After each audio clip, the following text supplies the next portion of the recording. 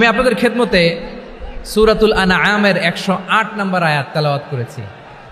এখানে আল্লাহ রাব্বুল ইজ্জা ওয়াল জালাল তিনি ইরশাদ করছেন, ওয়ালা তাসুব্বুল্লাযীনা ইয়াদউনা মিন দুনিল্লাহি ফায়াসুব্বুল্লাহা আদওয়াম বিগাইরি ইলম কাযালিকা যায়্যান্না লিকুল্লি উম্মাতিন আমালাহুম সুম্মা ইলা রাব্বিহিম মারজিউহুম ফায়ুনাব্বিউহুম বিমা কানু ইয়ামালুন। রব্বুল আলামিন বলেন, গোলাম ও আমার ইমানদার বান্দারা শোনো শোনো, ও আমার বিশ্বাসী বান্দারা শোনো শোনো, লা তাসুব্বুল্লাযীনা ইয়াদউনা মিন দুনিল্লাহ ফায়াসুব্বুল্লাহা আদওয়াম বিগাইরি ইলম। ও আমার বিশ্বাসী বান্দারা, যারা আল্লাহকে ব্যতি রেখে আল্লাহকে বাদ দিয়ে অন্য উপাস্যকে ডাকে, দেবীর পূজা করে তোমরা খবরদার তাদের গালি দিও না। আওয়াজ করে বলেন, কি দিও না? আল্লাহ বলেন, ও বিশ্বাসীরা শোনো, যারা আল্লাহকে বেছে রেখে দেবীর পূজা করে, অন্য উপাস্যের পূজা করে, তাদেরকে ডাকে, ওই দেবতাদেরকে তোমরা গালি দিও না। যদি ওই দেবতাদেরকে গালি দাও তাহলে ভুলবশত, শত্রুতাবশত তারা তোমাদের রব আল্লাহকে গালি দেবে, ঠিক কি না? তোমরা যদি তাদের দেবতাদের গালি দাও, ওরা রেগে তোমার আল্লাহরে গালি দিবে, তাহলে আল্লাহরে গালি খাওয়ানোর কারণ হয়ে গেলাম আমি, ঠিক কি না? বলেন।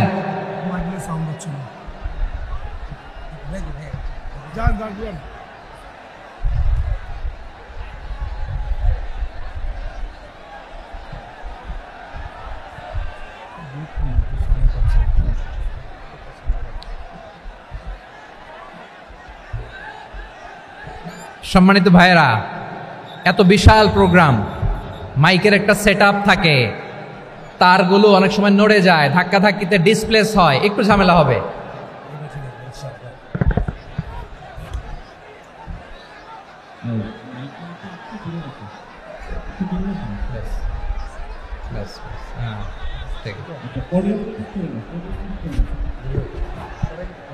ঠিক আছে, একটু সমস্যা হবে মাঝে মাঝে, আপনারা শান্ত থাকলে, শান্ত থাকতে হবে। এইভাবে সাউন্ড নাই, এই নাই, এই বলতে বলতে আমার সময়ও নাই, উঠে যেতে হবে, এগুলো বোকামি। এই বিভাগীয় প্রোগ্রামগুলোতে যাই, চিৎকার চেঁচামেচি করে তোমরা আসো, সময় শেষ, আমাকে উঠে যেতে হয়, আমরা তো বঞ্চিত হলাম। গুরুত্বপূর্ণ অনেক কথা শোনাবো তোমাদের, অনেক। প্রিয় ভাইরা, আপনারা শান্ত হয়ে বসুন, শান্ত হয়ে। রব্বুল আলামিন বলেন, খবরদার বিশ্বাসীরা, আল্লাহ ছাড়া যারা অন্যান্য উপাস্যদেরকে ডাকে, দেবতাদেরকে ডাকে, তাদেরকে তোমরা গালি দিও না। ওই সমস্ত দেবতাদেরকে যদি তোমরা গালি দাও তাহলে তারা আল্লাহকে গালি দিবে, ঠিক কিনা বলেন? আমরা দেবতাদের গালি দিলে ওরা আল্লাহকে গালি দিবে। রব্বুল আলামিন বলেন, খবরদার দেবতাদেরকে গালি দিও না, তাহলে ওরা তোমার রব আল্লাহরে গালি দেবে। প্রতিটি জাতির জন্য তাদের কাজকে আমি আল্লাহ সুশোভিত করে রেখেছি, তারা সবাই একদিন আমার কাছেই ফিরে আসবে, এরপর আমি রব্বুল আলামিন তাদের আমলনামা তাদেরকে জানিয়ে দেব। সুবহানাল্লাহ পড়েন। প্রিয় ভাইয়েরা, আল্লাহ তাআলা বলেছেন, খবরদার গালি দিও না। আদেশটা কার? আওয়াজ করে বলেন তো। হিন্দুদের দেবতা দেবদেবীদেরকে গালি দেওয়া যাবে না, আওয়াজ করে বলুন প্রিয় ভাইয়েরা, এই আদেশটা কার? এই আপনাদের গলার আওয়াজ। অন্য ধর্মের দেবতাদেরকে যে গালি দেওয়া যাবে না, এই আদেশটা কার? আরো জোরে বলুন, কার? গালি দিবেন কোন দেবতাকে? দিবেন? যদি দেন তাহলে ওরা আল্লাহরে গালি দিবে, তাহলে আল্লাহরে গালি খাওয়াইলো কে? আপনি, ঠিক কিনা বলেন? আমি আল্লাহকে গালি খাওয়ানোর কারণ হলাম, কারণ আমি যদি গালি না দিতাম ওরা আমার রবকে গালি দিত না। আওয়াজ করে বলেন ঠিক কিনা? তাহলে প্রিয় ভাইয়েরা, ইসলাম আমাদেরকে শিখায়, সূরাতুল আনআমের 108 নম্বর আয়াত থেকে আমরা বুঝলাম, কোনো ধর্মকে ছোট করা যাবে না। অন্য ধর্মকে ছোট করা মানে ইসলামকে ছোট করা। অন্য ধর্মের দেবতাকে গালি দেওয়া মানে আল্লাহকে গালি খাওয়ানো। আওয়াজ করে বলেন ঠিক কিনা? খবরদার, এটা করা যাবে না। আর অন্য ধর্মের দেবতাকে যদি আপনি গালি দেন, ওরা ইসলাম থেকে দূরে সরে যাবে। যাও ইসলামের প্রতি আকৃষ্ট হয়েছিল আর কোনোদিন ইসলামের ধারে কাছে আসবে না। আওয়াজ করে বলেন ঠিক কিনা? এজন্য কখনো কোনোদিন অন্য ধর্মের দেবতাদেরকে গালি দেয়া যাবে না। অন্য ধর্মের কোনো দেবতাদেরকে আমরা গালি দিব না, গালি দিব না, বরং ইসলামের beauty, the beauty of Islam, ইসলামের সৌন্দর্যকে আমরা তুলে ধরব। আমরা যদি বিশ্বনবী সাল্লাল্লাহু আলাইহি ওয়াসাল্লামের জীবনের দিকে তাকাই, তাহলে আমি দেখব বিষ্ণু ইসলাম মক্কাতে কিংবা মদিনাতে অন্য ধর্মের লোকদের সাথে খুব পিসফুলি লাইফ লিড করেছেন। হোক মুশরিক, হোক খ্রিস্টান, হোক ইহুদি, বিশ্বনবী সবার সাথে মিলেমিশে ছিলেন। আলহামদুলিল্লাহ বলেন। ইসলাম হচ্ছে পিসফুল রিলিজিয়ান। অন্য ধর্মের প্রতি সহনশীলতার সবক ইসলাম আমাদেরকে দেয়। কিন্তু প্রতিটি মুসলিমের এটা মনে রাখতে হবে, আল্লাহর কাছে পছন্দনীয় গ্রহণযোগ্য ধর্ম, জীবনাদর্শ একটি, সেটা হচ্ছে ইসলাম। আওয়াজ করে বলেন সেটা কি? লালমনিরহাটের ভাইয়েরা আওয়াজ করে বলুন, আল্লাহর কাছে মনোনীত ধর্ম একটি, সেটা কি? এজন্য রব্বুল আলামিন বলেন, ইন্নাদ-দীনা ইনদাল্লাহিল ইসলাম, আল্লাহর কাছে মনোনীত গ্রহণযোগ্য অ্যাকসেপ্টেড ধর্ম মতাদর্শ একটা, সেটা হলো ইসলাম। ইসলাম ছাড়া অন্য কোনো ধর্ম যদি কেউ তালাশ করে, তার ওই ধর্ম আল্লাহ গ্রহণ করবে না। ওমাই ইয়াবতাগি গায়রাল ইসলামি দীনান ফালাই ইউকবালা মিন ওয়া হুয়া ফিল আখিরাতি মিনাল খাসিরিন।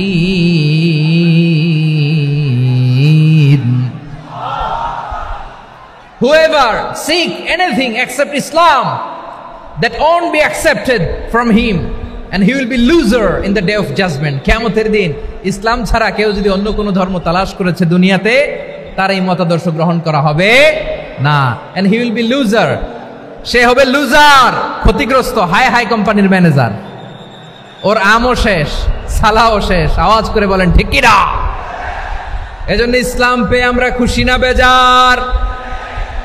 প্রত্যেক নামাজ শেষে আমরা আল্লাহরে বলি, আল্লাহ রাদিতু বিল্লাহি রাব্বা ওয়া বিল ইসলামি দীনা ওয়া বি মুহাম্মাদিন নাবিয়ান ওয়া রাসূলা। ও আল্লাহ, তোমারে রব হিসেবে পেয়ে আমরা খুশি। ও আল্লাহ, ইসলামকে ধর্ম হিসেবে পেয়ে আমরা খুশি। বিশ্বনবীকে আমাদের রাসূল পেয়ে আমরা খুশি। ঠিক কিনা বলেন? ইসলাম ছাড়া অন্য কোনো ধর্ম আমরা গ্রহণ করব না। ঠিক কিনা বলেন? আল্লাহর কাছে অ্যাকসেপ্টেড রিলিজিয়ান একটা, সেটা ইসলাম। তো বিশ্বনবী সাল্লাল্লাহু আলাইহি ওয়াসাল্লাম মক্কাতে কিংবা মদিনাতে খুব পিসফুলি এক্সিস্ট করেছেন, যে কোনো ধর্মের সাথে মিলেমিশে চলেছেন। তার প্রমাণ আমরা যদি রাসূল সাল্লাল্লাহু আলাইহি ওয়াসাল্লামের বায়োগ্রাফির দিকে তাকাই, তাহলে দেখব তিনি মুশরিকদের সাথে পিস ট্রিটি করেছেন, শান্তি চুক্তি, পিস ট্রিটি, পিস এগ্রিমেন্ট। আপনারা হুদাইবিয়ার সন্ধির নাম শুনেছেন? আমার লালমনিরহাটের কলিজার টুকরা ভাইয়েরা, হুদাইবিয়ার সন্ধির নাম আপনারা শোনেন নাই? ৬ষ্ঠ হিজরিতে বিষ্ণু ইসলাম মুশরিকদের সাথে এই ট্রিটি করেছেন, চুক্তি। কাদের সাথে? মুশরিকদের সাথে। আমরা তো মুসলমান বসতে পারি না, আমরা দুই মুসলিম ভাই একসাথে বসে চা খেতে পারি না, গল্প করতে পারি না। বিষ্ণু ইসলাম মুশরিকদের সাথে ট্রিটি করেছেন, হুদাইবিয়ার সন্ধি। এই সন্ধির আগে মক্কা থেকে কেউ মদিনায় যেতে পারে না, মদিনা থেকে কেউ মক্কায় যেতে পারে না। কিন্তু এই সন্ধির পরে ট্রাফিক স্বাভাবিক হয়ে গেল। মক্কার লোকেরা মদিনায় আসতে পারে, মদিনার লোকেরা মক্কায় আসতে পারে। এটাকে বলে সুলহে হুদাইবিয়া, the peace agreement of Hudaibiya, শান্তি চুক্তি। আমরা পৃথিবীতে এখন অনেক শান্তি চুক্তির নাম শুনি, এগুলো সব the piece treaty of Hudaibiya থেকে কপি করা। আল্লাহু আকবার। তাহলে বিশ্বনবী সাল্লাল্লাহু আলাইহি সাল্লাম তিনি যে শান্তিপূর্ণ সহাবস্থানে বিশ্বাসী ছিলেন, মুসলমানেরা যে অন্য ধর্মের প্রতি সহনশীল, তার প্রমাণ হচ্ছে এই পিস ট্রিটি। শুধু তাই নয়, মাইকের সাউন্ডটা একটু বাড়াই দিতে হবে, খুব দুর্বল, একটু মজবুত করতে হবে, আর একটু ক্লিন করতে হবে, আর সবগুলা জায়গায় সাউন্ড যাচ্ছে কিনা একটু ক্রস চেক করতে হবে। হ্যাঁ, পাবেন দিচ্ছে mike operator, he is trying his level best, দিচ্ছে। মাইক অপারেটর যিনি আছেন প্রতিটি জায়গায় প্রতিটি সাউন্ড বক্সে যেন আওয়াজ পাওয়া যায়, একটু ক্রস চেক করেন, সাউন্ডটাকে একটু স্ট্রং করে দেন। হ্যাঁ ঠিক আছে, মাশাআল্লাহ। এদিকে তাকান, এদিকে। মক্কার পার্ট গেল, পিস এগ্রিমেন্ট করলেন, শান্তি চুক্তি। বিষ্ণু ইসলাম মদিনায় যে কি করলেন? মদিনায় যে বিষ্ণু ইসলাম মদিনা চার্টার করলেন, মদিনা সনদ, সাহিফাতুল মদিনা, এটার বলে মদিনা চার্টার। যে ওয়েস্টে, ইউরোপে, আমেরিকাতে তারা অনেক চার্টার করে, সব চার্টার মদিনা চার্টার থেকে কপি করা। আওয়াজ করে পড়েন সুবহানাল্লাহ। বিষ্ণু ইসলাম মদিনায় গেলেন, মদিনাতে মুসলিম, মুশরিক, ইয়াহুদি, এই তিন ধর্মের লোক মিলে সব স্টেক হোল্ডার যারা আছে সবাইকে নিয়ে বিষ্ণু ইসলাম মদিনা চার্টার করলেন, মদিনা সনদ। পড়েন সুবহানাল্লাহ। শুধু তাই নয়, মক্কাতে বিশ্বনবী পিস এগ্রিমেন্ট করলেন, শান্তি চুক্তি মুশরিকদের সাথে।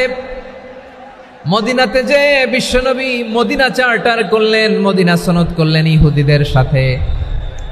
আবার মদিনাতে বিশ্বনবী ইহুদিদের সাথে পিস ডায়ালগ করলেন, ইন্টারফেথ ডায়ালগ করলেন, আন্তধর্মীয় সংলাপ করলেন। যে সংলাপের মূল ভিত্তি ছিল তাওহীদ। মূল ভিত্তি ছিল কি? তাওহীদ।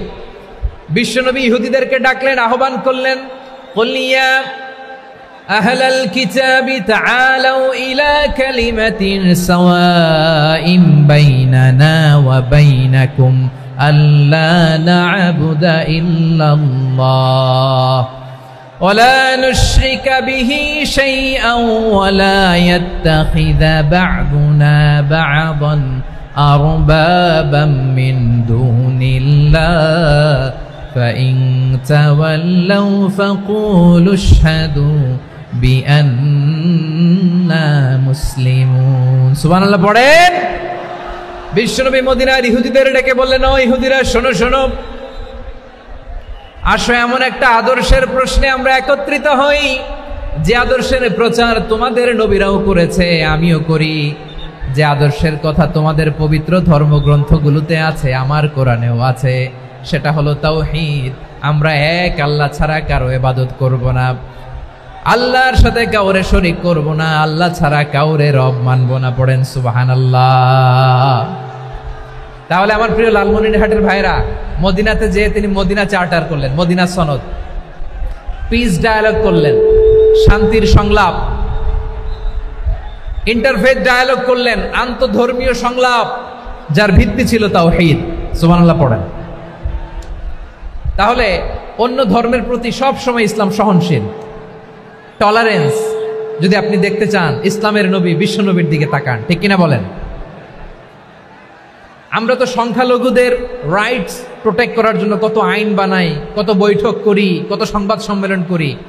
বিষ্ণু সাল্লাল্লাহু আলাইহি ওয়াসাল্লাম সংখ্যালঘুদের রাইটসের ব্যাপারে, অধিকারের ব্যাপারে যে কথা বলেছেন, শুনলে আপনি অবাক হয়ে যাবেন।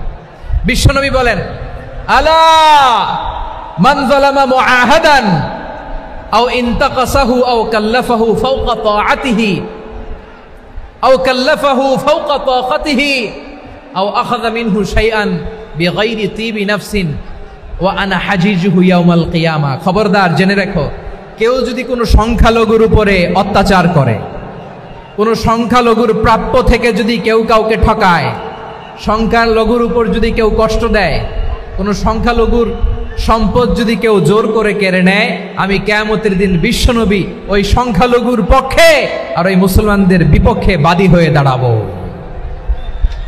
সুবহানাল্লাহ বলতে পারলেন না? আল্লাহু আকবার। আপনি নামাজি, আপনি মুসল্লি, আপনি হাজী সাহেব, তাহাজ্জুদ পড়তে পড়তে কপালে দাগ ফেলে দিছেন, আপনার প্রতিবেশী হিন্দু, ভাবছেন আমার তো পাওয়ার আছে, ওর জমিটা দখল করি। বিশ্বনবী বলেন, কিয়ামতের দিন ওই হিন্দুর পক্ষে তোর বিরুদ্ধে আমি বাদী হয়ে দাঁড়াবো। পৃথিবীর কোন ধর্মে এরকম স্টেটমেন্ট পাবেন? পাবেন? আপনি ভাবছেন আপনি নামাজ পড়লে হাজী সাহেব কপালে দাগ ফেলায় দিলে আপনি সেলসেলায় জান্নাতে চলে যাবেন না? খবরদার। বিশ্বনবী বলেন, কোন সংখ্যালঘুর উপর যদি কেউ আক্রমণ করে, তার প্রাপ্য তাকে না দিয়ে যদি তাকে ঠকায়, তার উপর জুলুম করে, তার সম্পদ যদি কেড়ে নেয়, আমি নবী, তুমি মুসলিম হইতে পারো, মুসল্লি হইতে পারো, তার পক্ষে তোমার বিপক্ষে আল্লাহর দরবারে বাদী হয়ে দাঁড়াবো। আচ্ছা লালমনিরহাটের ভাইরা, কথা বুঝতে পারলে আওয়াজ করে উত্তর দেন। বিশ্বনবী যদি কারো বিপক্ষে দাঁড়ায়, কিয়ামতের দিন, আই রিপিট, আমি আবারও বলছি, বিশ্বনবী যদি কিয়ামতের দিন কারো বিপক্ষে দাঁড়ায়, ও তো সেলসেলায়া জান্নাতি, তাই না? জান্নাতি না? যে নবীর সুপারিশ ছাড়া জান্নাতের গেটও দেখা যাবে না, ওই নবী যদি বলে তোর বিপক্ষে আমি বাদী হয়ে দাঁড়াবো, ওই জান্নাতে আর ঢোকার কোনো সুযোগ আমাদের থাকবে? এখানেই শেষ না আমার প্রিয় লালমনিরহাটের ভাইয়েরা, এখানেই শেষ নয়। বিশ্বনবী বলেন মান কাতালা মুআহাদান, বুখারীর বর্ণনা, মান কাতালা মুআহাদান লাম ইয়ারাহ রাইহাতাল জান্নাহ।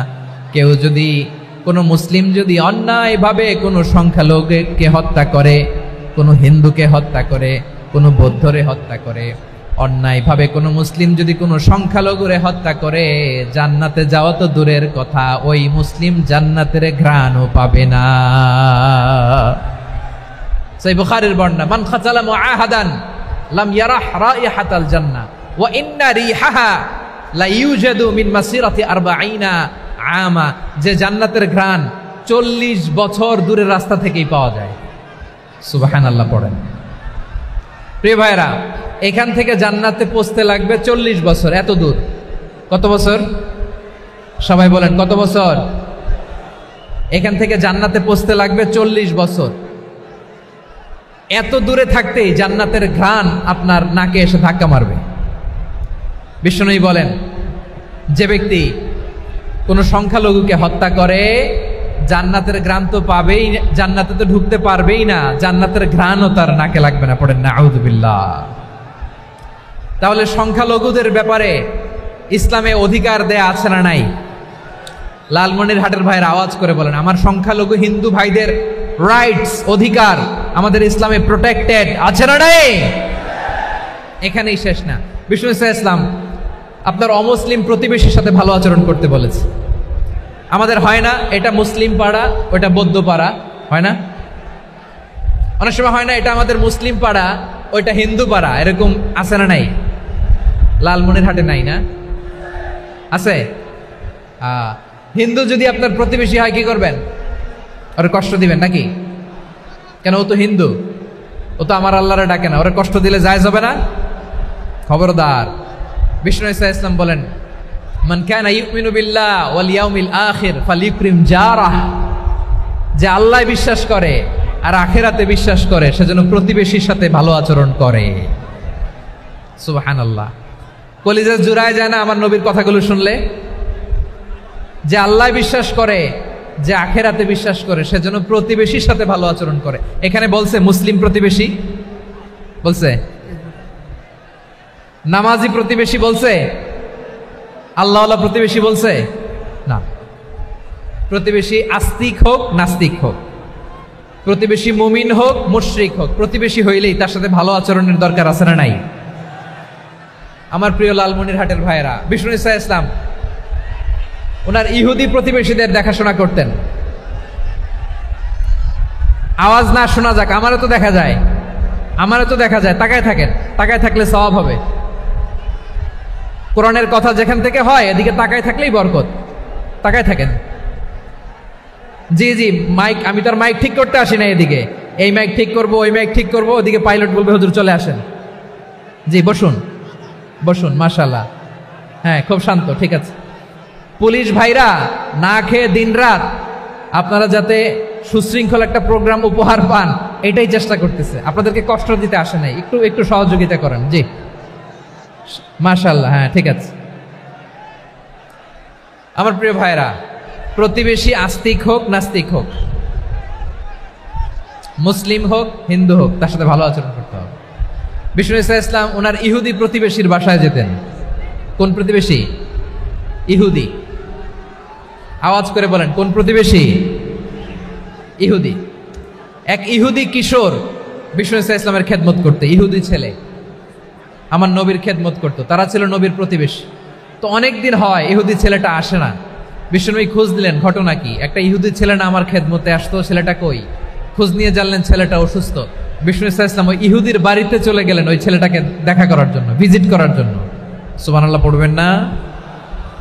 গেলেন, যে দেখে ইহুদি ছেলেটা মুমূর্ষ, জান যায় যায় ভাব, বিছানায় পড়ে আছে, তার বাবা দাঁড়ানো। বিশ্বনবী তার মাথার পাশে বসলেন, মাথায় হাত বুলিয়ে দিলেন, আর ছেলেটাকে বললেন আসলিম, হে ইহুদি ছেলে আসলিম, ইসলাম ধর্ম গ্রহণ করো। তো ছোট্ট ছেলে ভাবে আমরা ইহুদি, এখন ইসলাম ধর্ম গ্রহণ করলে আব্বা যদি বকা দেয়, ফানাযারা ইলা ওয়াজহি আবি, ছেলেটা তার বাবার চেহারার দিকে তাকালো, দেখি আব্বা কি কয়। আব্বা যদি বলে তাইলে ইসলাম ধর্ম গ্রহণ করবে। ইহুদি ছেলেটা তার বাবার দিকে যখন তাকালো, ওর বাবা বলে আতি আবুল কাসিম, আবুল কাসিম যা বলে তাই করো। আবুল কাসিম হচ্ছে বিষ্ণু ইসলামের একটা কুনিয়াত, উপনাম। আমার রাসূলের বড় ছেলের নাম ছিল কাসেম। যেমন দেখবেন আমাদের এলাকায় কারো ছেলের বড় ছেলের নাম যদি হয় আব্দুল্লাহ, এরা আব্দুল্লাহর বাপ বলে ডাকে। কারো বড় মেয়ের নাম যদি হয় ফাতেমা, এরা কি ডাকে? ফাতেমার বাপ বলে না? তো বিষ্ণু ইসলামের বড় ছেলের নাম ছিল কাসেম। ইহুদি বাবা বলল আতি আবুল কাসেম, আবুল কাসেম যা বলে তাই শোনো, মানে মোহাম্মদ যা বলে তাই শোনো। এই কথা শুনে ছেলে সাহস পাইছে, ছেলে আবার পড়তে আরম্ভ করলো আশহাদু আল্লাহ ইলাহা ইল্লাল্লাহ ওয়া আশহাদু আন্না মুহাম্মাদার রাসূলুল্লাহ, পড়েন আল্লাহু আকবার। বিশ্বনবীর আহ্বান শুনে ওই আহ্বানে সাড়া দিয়ে ইহুদি ছেলে শাহাদা পড়ে মুসলমান হয়ে গেল। তার হৃদয়টারে ইমানের নূর দিয়ে আলোকিত করে দিল কে? প্রিয় ভাইরা, এবার রাসূল সাল্লাল্লাহু আলাইহি ওয়াসাল্লাম বের হয়ে আসলেন ঘর থেকে, আর বললেন আলহামদুলিল্লাহিল্লাযী আনকাযাহু মিনান নার, প্রশংসা সে আল্লাহর যে আল্লাহ জাহান্নামে চলে যাচ্ছিল প্রায় এমন একটা লোককে মুহূর্তের মধ্যে কালেমায়ে শাহাদাতের বদৌলতে জান্নাতি বানায় দিলেন। আওয়াজ করে পড়েন সুবহানাল্লাহ। এই হাদিস থেকে আমরা কি শিখলাম? What is the moral of the story? এক নম্বর স্টোরি হলো, প্রতিবেশী ইহুদি হোক হিন্দু হোক, যাবেন, সুসম্পর্ক রাখবেন, উপহার দিবেন, বিপদে পাশে দাঁড়াবেন, তাইলেই তো আপনাদের প্রতি, মুসলমানদের প্রতি তারা আকৃষ্ট হবে, ঠিক কিনা বলেন?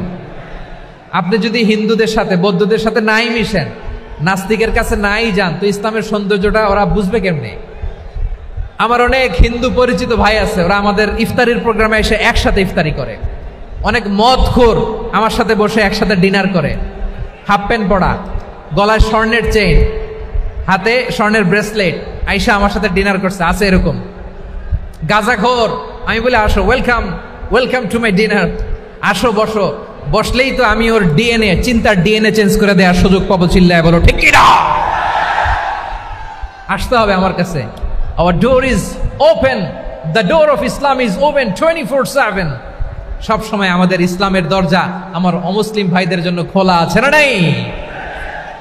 এই হাদিস থেকে দুইটা শিক্ষা। এক নম্বর শিক্ষা, প্রতিবেশী মুসলিম হোক অমুসলিম হোক, যান, অসুস্থ হইলে একটু আপেল নিয়ে যান, আঙ্গুর নিয়ে যান, কমলা নিয়ে যান, তাদের সাথে ভালো আচরণ করেন। ইসলামের বিউটি দেখে, সৌন্দর্য দেখে অবাক হবে, নসিব ভালো হলে কোনোদিন কালিমা পড়ে মুসলমান হয়ে যাবে, ঠিক কিনা বলেন? তাহলে অমুসলিমের সাথে ভালো সম্পর্ক। বিশ্বনবী ইহুদির বাড়িতে গেলেন, ইহুদির বাড়ি, আর আমার মুসলমান ভাই আমার কাফের বলে, এরকম আছে না নাই? মুসলিম মুসলিমরা দেখতে পারে না, সহ্য করতে পারে। বিশ্বনবী সাল্লাল্লাহু আলাইহি ওয়াসাল্লাম ইহুদির বাড়িতে গেলেন, এটা একটা শিক্ষা। আরেকটা শিক্ষা হলো, ভাইরা ধাক্কা মারে এসে সামনে এসে কি লাভ? প্রোগ্রাম তো শেষ হচ্ছে, এখনই শেষ হচ্ছে। তো এই যে আমাদের বকশি ভাই ওয়াদা নিল, হাত তোলালো, মিম বলে এত কথা বলল, তো আমি জেলায় জেলায় যে খালি হাত নাড়াই তোমাদের জন্য নাকি? হ্যাঁ, হাত নাড়াই শুধু। এই ধাক্কাইতে ধাক্কাইতে এদিকে এসে হাত নাড়াইতেছে, হয়েছে তো, দেখলাম তো, ঠিক আছে, মাশাআল্লাহ, অনেক সুশৃঙ্খল, অন্যান্য যে কোনো জেলার জন্য সুশৃঙ্খল। আমার দিকে তাকাও, আমার দিকে তাকাও, ঠিক আছে। এই যে দাঁড়িয়ে আছে, একটা ছেলে নড়ে না, দেখছেন? মাশাআল্লাহ মাশাআল্লাহ মাশাআল্লাহ। হ্যাঁ, এইভাবেই। আর কয়েকটা মজাদার কথা আছে, শোনো। এই হাদিস থেকে আমাদের শিক্ষা হলো, আমার প্রতিবেশী যেই ধর্মের হোক আমি সম্পর্ক রাখবো। অসুস্থ হলে যাব, কি বলেন ভাইরা? যাবেন না? যাবেন না আপনারা? আচ্ছা, 2 নম্বর শিক্ষা হলো, বিষ্ণু ইসলামের খাদেম ছিল ইহুদি, এতদিন খেদমত করলো, একদিনও বিশ্বনবী ওরা কালিমার দাওয়াত দেয় নাই। কারণ কি? বিশ্বনবী একটা ভালো সময়ের অপেক্ষা করতেছিলেন, প্রপার টাইমিং। দাঈর কাজ হচ্ছে দাঈ ইলাল্লাহ, সে হচ্ছে সুযোগ সন্ধানী। দাঈ সুযোগ খোঁজে, কখন দাওয়া দিলে ব্যাটে বলে হবে, ঝোপ বুঝে কোপ মারে, ঠিক কিনা বলেন? বিষ্ণু ইসলাম ভালো সময়ের অপেক্ষা করতেছিলেন, দেখি ভালো সময় আসুক আসুক আসুক আসুক। আস্তে আস্তে এমন সময় আসছে, ছেলে এবার মুমূর্ষ, অসুস্থ ব্যক্তির হৃদয় অত্যন্ত নরম থাকে। হসপিটালে যখন কেউ যায় তার হৃদয়টা বড্ড নরম থাকে, মৃত্যুর ভয়ে তার অন্তরটা নরম থাকে, ঠিক কিনা বলেন? এই প্রপার টাইমিং এর অপেক্ষা করতেছিলেন, যখনই টাইমিং পেয়েছেন দাওয়াত দিলেন, পড়ো লা ইলাহা ইল্লাল্লাহ, সুবহানাল্লাহ পড়েন সবাই। তাহলে ইসলাম অমুসলিম প্রতিবেশীর সাথে ভালো আচরণ করতে বলে। ইসলাম অমুসলিম মাতা পিতার সাথেও ভালো আচরণ করতে বলে। মাতা পিতা যদি অমুসলিম হয় তারা ফেলে দিতে পারবেন? পারবেন? আমার লালমনিরহাটের ভাইরা, অনেক হিন্দু ছেলে আমাদের হাতে শাহাদা পড়ে মুসলিম হয়, কিন্তু ওর মা মুসলমান হয় নাই, বাবাও হয় নাই, এরকম আছে না নাই? তো ও হয়েছে মুসলিম, মা বাপ হিন্দু, এখন মা বাপ কি বাদ? হ্যাঁ, মা বাপ বাদ দেয়া যাবে? যেই মা আপনারে 9 মাস 8 মাস পেটে ধারণ করলো, আপনার মায়ের নার ছেঁড়া ধন, আপনি ওই মারে বাদ দিতে পারবেন? যে মায়ের বুকের তাজা দুধ খেয়ে আপনি আজকে বাড়ন্ত তাজা তরতাজা, ওই মারে বাদ দেয়া যাবে? মায়ের এক ধারে দুধের দাম, কাটিয়া গায়ের চাম, পাপোশ বানাইলেও ঋণের শোধ হবে না, এমন দরদি ভাবে কেউ হবে না আমার মাহা গো।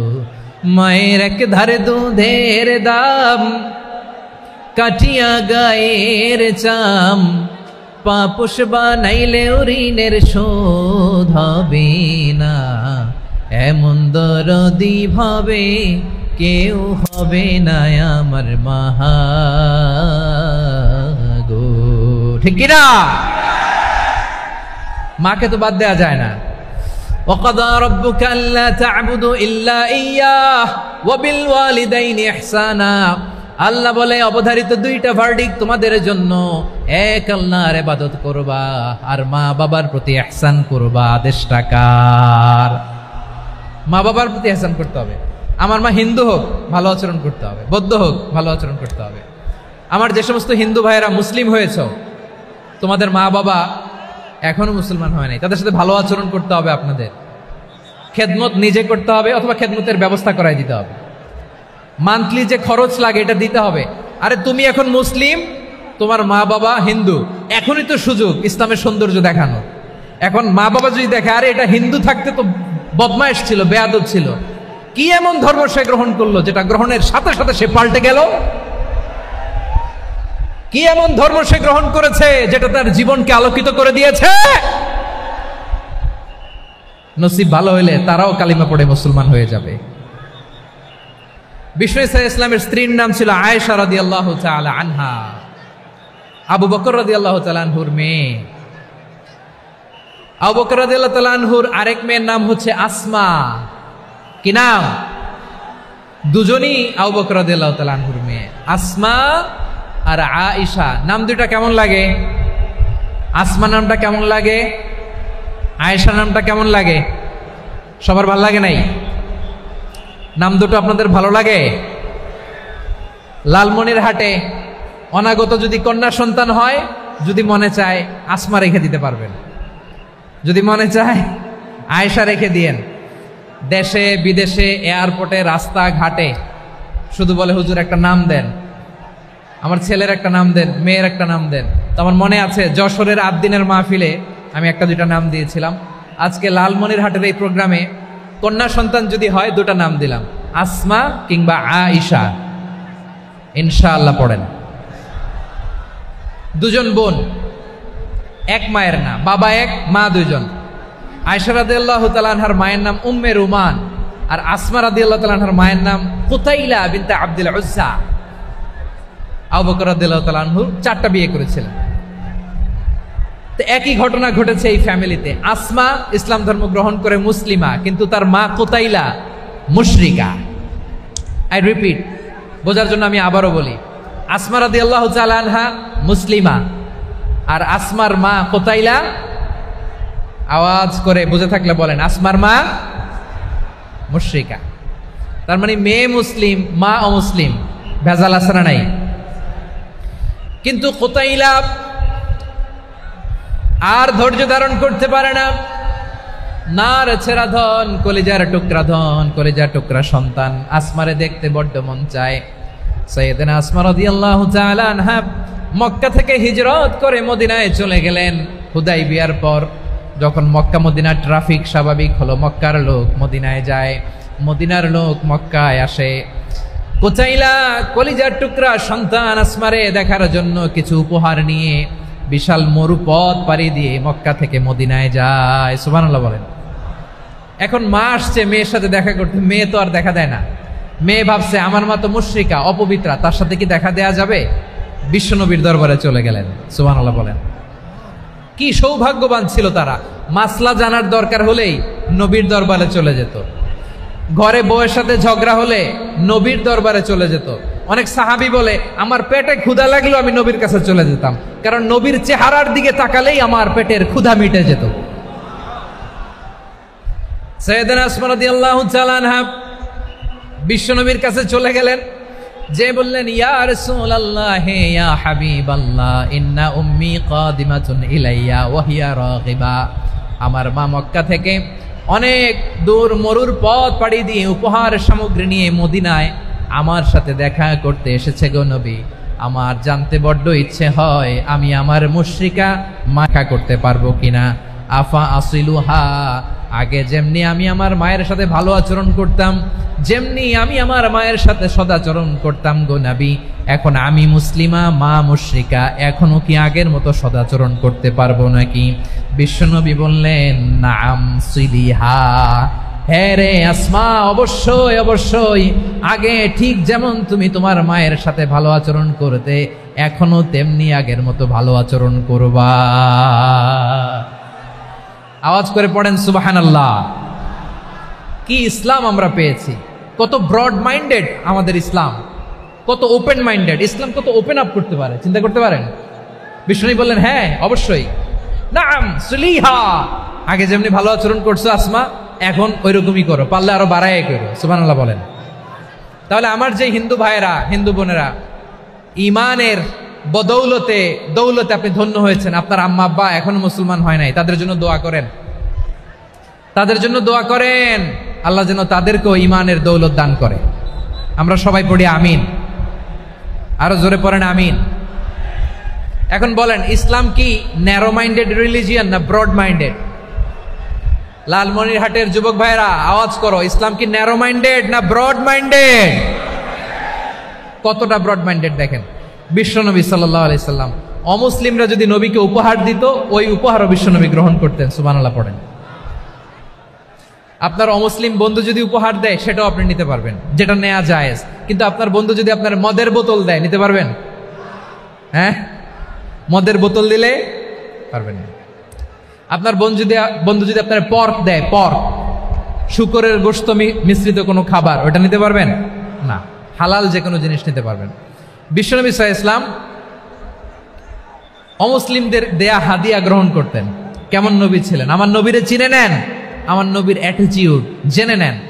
বিশ্বনবী সাল্লাল্লাহু আলাইহি ওয়াসাল্লাম যখন কোনো জনপদে যেতেন 3টা অপশন নিয়ে যেতেন। প্রিয় ভাইয়েরা আওয়াজ করে বলতে হবে, কোন জনপদে গেলে আমার নবীর অপশন থাকতো কয়টা?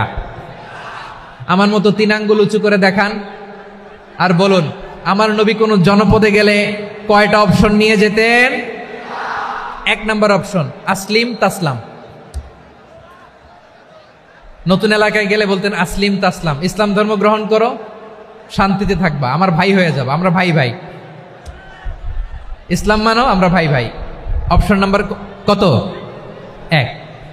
যদি বলে না ইসলাম মানবো না, ওকে, অপশন নাম্বার 2, মুসলিম হওয়ার দরকার নাই, লা ইকরাহা ফিদ্দিন, ইসলামে কোনো বাড়াবাড়ি নাই। খ্রিস্টান আছো থাকো, বৌদ্ধ আছো থাকো, ইহুদি থাকতে চাও থাকো, কিন্তু আমরা যেহেতু রিজিওনাল সুপার পাওয়ার, আমাদের আন্ডারে থাকো, ট্যাক্স দিয়া থাকো, এটার বলে জিজিয়া। আলেম যারা আছেন বুঝবেন এটার আরবিতে কি বলে, জিজিয়া। You pay us the tax, we will give you the security. তোমরা ট্যাক্স দিবা, আমরা সিকিউরিটি দিব, আমাদের আওতায় থাকবা, কেউ তোমাদেরকে আক্রমণ করতে পারবে না, আমরা নিরাপত্তা দিব। সুবহানাল্লাহ বলেন। এটা অপশন নাম্বার কত? আচ্ছা বুঝে থাকলে বলেন 1 নাম্বার অপশন কি ছিল? ইসলাম। ইসলাম মানো, শান্তিতে থাকবা, ভাই ভাই, আমরা ভাই ভাই। অপশন নাম্বার 2, ট্যাক্স দাও, আমরা নিরাপত্তা দিব, মুসলিম হওয়া লাগবে না। এখন 1 নাম্বারও মানে না, 2 নাম্বারও মানে না, মুসলিম হব না, ভালো খ্রিস্টান থাকো, ট্যাক্স দাও, আমরা সিকিউরিটি দিব না, এইটাও মানি না। বিষ্ণু বলেন তাহলে তলোয়ার আমাদের আর তোমাদের মাঝে ফয়সালা করবে।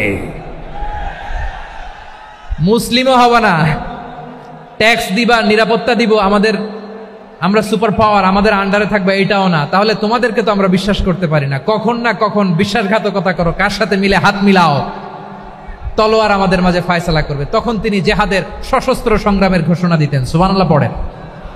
দেখেন পশ্চিমারা জেহাদকে এইভাবে চিত্রায়িত করে না, ওরা জেহাদ বলতে বোঝায় তলোয়ার, হাত কাটো, গলা কাটো না। জেহাদ সশস্ত্র সংগ্রাম 3 নম্বরে। অধিকাংশ ক্ষেত্রেই বিশ্বনবীর সুন্দর আচরণ দেখে, আরে আমার নবীর যে নুরানি চেহারা, অনেকে তো কেবল সিরেফ চেহারাটা দেখেই কালিমা পড়ে মুসলমান হয়ে গিয়েছে। যারা মুসলিম হয় নাই তারা তাদের ইসলামেই বলবৎ ছিল, ট্যাক্স দিয়ে ইসলামের আন্ডারে ছিল। যারা এটাও মানে নাই ওইটাও মানে নাই, তাদের বিরুদ্ধে জেহাদ। বিষ্ণু ইসলাম 7ম হিজরিতে যখন খায়বার বিজয়ের পরে ইসলাম রিজিওনাল সুপার পাওয়ার হিসেবে আত্মপ্রকাশ করলো, বিশ্বনবী চিঠি লিখলেন অন্যান্য সুপার পাওয়ারের কাছে, রাষ্ট্রীয় চিঠি লেখে এক রাষ্ট্রপ্রধান আরেক রাষ্ট্রপ্রধানের কাছে, ঠিক কিনা বলেন? জানেন না আপনারা? এই যে 24-এর ছাত্র নাগরিক অভ্যুত্থানে, এই অভ্যুত্থান যখন শুরু হয়, আমি তখন সাউথ আফ্রিকাতে, একটা স্ট্যাটাস দিয়েছিলাম, কোটা নয় গোটা দেশ সংস্কার করা লাগবে। শুধু বাংলাদেশ নয়, সারা বিশ্বের বাংলা ভাষাভাষী লোকেরা এই আন্দোলনের সাথে সমর্থন তারা করেছে, এটাকে সাপোর্ট করেছে, তারা সমর্থন দিয়েছে। আমাদের ইউনাইটেড আরব আমিরাতের বাংলাদেশি ভাইয়েরা তারা সেখানে রাস্তায় নেমে এসেছিল, জানেন? ওইখানে ডেমনস্ট্রেশন করা যায় না, সেখানকার সরকার তাদেরকে যাবজ্জীবন দিয়েছিল। তখন আমাদের এই যে প্রধান উপদেষ্টা ডক্টর মোহাম্মদ ইউনূস সরাসরি G2G বলে, এটারে G2G, government to government, G2G, উনি চিঠি লিখলেন যে তাদেরকে, ইউর হাইনেস, হে সম্মানিত আমির, আপনি আমার এই চিঠির কারণে আমার সম্মানে এই 53 জন বাংলাদেশিকে মাফ করে দেন। এই চিঠির বদৌলতে বেকসুর খালাস পেয়ে গিয়েছিল আমাদের ভাইরা। জানেন না এই ঘটনা আপনারা? তাহলে গভর্নমেন্ট টু গভর্নমেন্ট চিঠি দেওয়া হয়। 7ম হিজরিতে বিষ্ণু ইসলাম সব সুপার পাওয়ারের কাছে চিঠি দিলেন, রোমান সম্রাটের কাছে, পারস্য অধিপতির কাছে, মিশরের অধিপতির কাছে, সবার কাছে চিঠি লিখলেন। চিঠির ভাষা ছিল এরকম, মিন মুহাম্মাদিন রাসূলিল্লাহ ইলা মুকাওকিস আযীমিল কিবত, মুহাম্মদ রাসূলুল্লাহর পক্ষ থেকে মিশরের বাদশার কাছে, আসলিম তাসলাম, ইসলাম মানো শান্তিতে থাকবা, সালামুন আলা মান ইত্তাবা আল হুদা, শান্তি তার জন্য যে হেদায়েতের অনুসরণ করে। সুবহানাল্লাহ পড়েন। তো এই চিঠি অনেকে ভালোভাবে রিসিভ করেছে, অনেকে এই চিঠি পাওয়ার পরে নবীর কাছে আবার ইন রিটার্ন উপহার পাঠিয়েছে। কি পাঠিয়েছে? উপহার।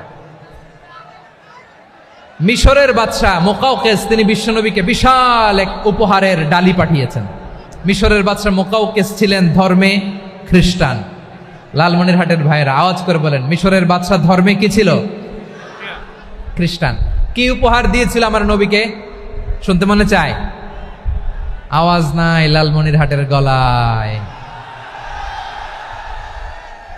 শুনতে মনে চায়? 1000 স্বর্ণমুদ্রা, 1000 স্বর্ণমুদ্রা। 2টা খ্রিস্টান দাসী, একজনের নাম মারিয়া বিনতে শামউন আল কিবতিয়া, আরেকজনের নাম সিরিন বিনতে শামউন আল কিবতিয়া। একজন খ্রিস্টান দাস 20 থান কাপড় জামা বানানোর জন্য, আমরা নবী যেন সেলাই করে জামা বানাতে পারে এজন্য 20 থান কাপড়, 20 থান ফাইন গার্মেন্ট। সুবহানাল্লাহ পড়বেন না?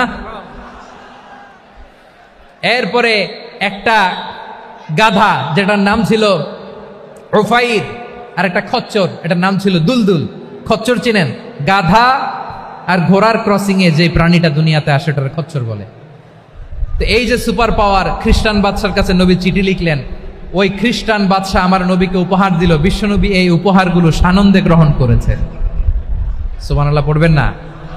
তাহলে অমুসলিম কেউ যদি আপনাকে উপহার দেয়, হালাল উপহার হলে আপনি গ্রহণ করতে পারবেন।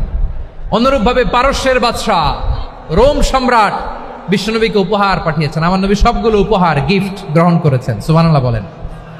তাহলে প্রিয় লালমনিরহাট, আওয়াজ করে বলুন, ইসলাম কি ন্যারো মাইন্ডেড রিলিজিয়ন না ব্রড মাইন্ডেড? আম্মাজান আয়েশার কাছে মাসালা জানতে চায় মেয়েরা, হে আম্মাজান, অগ্নি উপাসকেরা তাদের ঈদের দিন নওরোজের সময় আমাদেরকে পাখি দেয়, নেওয়া যাবে?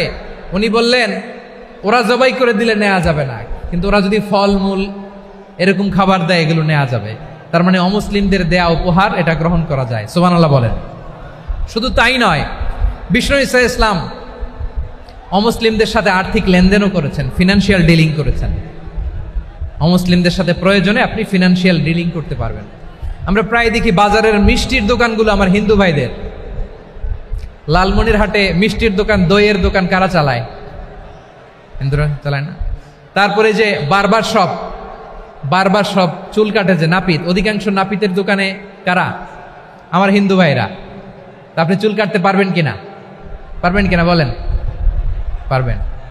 তার দোকান থেকে দই মিষ্টি কিনতে পারবেন কিনা? হ্যাঁ, আমার মুসলিম ভাইয়ের দোকান থাকলে ওইটারে আমি বেশি প্রায়োরিটি দিব, ঠিক কিনা? কিন্তু যদি তাদের সার্ভিস নিতে চান, প্রোডাক্ট নিতে চান, পারবেন। তার দলিল সহিহ বুখারী, আম্মা জান আয়েশা রাদিয়াল্লাহু তাআলা আনহা বলেন, ইশতারা রাসূলুল্লাহ সাল্লাল্লাহু আলাইহি ওয়াসাল্লাম মিন ইয়াহুদিয়িন তুআমান ওয়া রাহানাহু দিরআহু মিন হাদিদ। রাসূল সাল্লাল্লাহু আলাইহি ওয়াসাল্লাম এক ইহুদির কাছ থেকে, কার কাছ থেকে? সবাই বলে নাই, কার কাছ থেকে? আমার নবী, পেয়ারা নবী এক ইহুদির কাছ থেকে জব কিনেছিল, জব, বার্লি, যেটা দিয়ে রুটি বানায়। ওই জবের দাম দেওয়ার টাকা পয়সা নবীর কাছে ছিল না, ফলে নবী ওনার একটা পোশাককে মর্গেজ রেখেছিলেন, মর্গেজ, বন্ধক, যে এখন এটার দাম দিতে পারবো না, কয়েক কেজি বার্লি নিয়ে যাই আর বন্ধক হিসেবে আমার জামাটা রেখে গেলাম, যেই দিন দাম দিব ওই দিন জামাটা ছুটায় নিয়ে যাব। সুবহানাল্লাহ পড়বেন না? বাকিতে নিছিলেন, বাকিতে। দিরআহু মিন হাদিদ, লোহার তৈরি বর্ম, মানে যুদ্ধের পোশাক, লোহা দিয়ে বানানো। বিষ্ণুনবী বললেন, কয়েক কেজি জব দাও, টাকাটা পরে দিব, এখন টাকা নাই, বন্ধক হিসেবে, মর্গেজ হিসেবে আমার জামা রেখে গেলাম, যখন টাকা দিব জামা ছুটায় নিব। আওয়াজ করে বলতে হবে সুবহানাল্লাহ। এ থেকে বোঝা গেল অমুসলিমদের সাথে ফিনান্সিয়াল ডিলিং করা যায়, অর্থনৈতিক লেনদেন করা যায়, কেনাবেচা করা যায়, প্রোডাক্ট কেনা যায়। এমনকি আমাদের মসজিদে নববীতে বারান্দায় আপনারা একটা অটোমেটিক ফ্লাইং আমব্রেলা দেখছেন? সূর্য যখন বাড়ে মসজিদে নববীর বারান্দায় ইয়ার্ডের মধ্যে অটোমেটিক্যালি কিছু আমব্রেলা আছে, সাঁ করে খুলে যায়, আর সূর্যের তাপ লাগে না। আবার সন্ধ্যাবেলায় এই আমব্রেলাগুলো ওরা ক্লোজ করে ফেলে, দেখেন নাই না? দেখছেন? এই মসজিদে নববীকে সর্বোচ্চ উন্নত মানের কনস্ট্রাকশন ইনফ্রাস্ট্রাকচারে ডেভেলপ করার জন্য কর্তৃপক্ষ কিছু অমুসলিম ইঞ্জিনিয়ারের, ডিজাইনারের সহায়তা নিয়েছিল। সুবহানাল্লাহ বলেন। কোন দলিলের ভিত্তিতে? এই দলিলের ভিত্তিতে যে বিষ্ণু ঈসা ইসলাম অমুসলিমদের সাথেও লেনদেন করেছেন। আওয়াজ করে বলতে হবে আল্লাহু আকবার। শুধু তাই নয়, ইন কেস অফ ইমার্জেন্সি, প্রয়োজনে ইসলামের খাতিরে, ইসলামকে সামনের দিকে এগিয়ে নিয়ে যাওয়ার জন্য অমুসলিমদের সাপোর্ট নেওয়া জায়েজ আছে। সুবহানাল্লাহ বলেন। অমুসলিমদের সাপোর্ট নেয়া, তাদের থেকে অর্থ নেয়া, পলিটিক্যাল সাপোর্ট, পলিটিক্যাল অ্যাসাইলাম নেওয়া জায়েজ আছে। আমাদের অনেক বিশ্ববরেণ্য দায়ীরা আমেরিকায় অস্থায়ীভাবে অ্যাসাইলাম নিয়ে থাকে, নিজের দেশে গেলে ফাঁসিতে ঝুলাই দিবে। যুগ যুগ ধরে দায়ীদের উপরে এরকম অত্যাচার আর নির্যাতন আছে না নাই? মিশরের অনেক দায়ীরা পাশ্চাত্যে যেয়ে থাকে, এই যে তারা পলিটিক্যাল অ্যাসাইলাম নিয়ে থাকে, রাজনৈতিক আশ্রয়, এটা জায়েজ আছে না? এটা যে জায়েজ আছে তার প্রমাণ স্বয়ং বিশ্বনবী সাল্লাল্লাহু আলাইহি ওয়াসাল্লাম পলিটিক্যাল সাপোর্ট নিয়েছিলেন অমুসলিমদের কাছ থেকে। সুবহানাল্লাহ বলেন। খুব মজাদার একটা ঘটনা শুনবেন, আপনাদের আগ্রহ দেখে তো মনে হয় না শোনার ইচ্ছা আছে। আছে আছে, গলায় জোর আছে। লিল্লাহি তাকবীর, লিল্লাহি তাকবীর, নারে তাকবীর। মাশাআল্লাহ।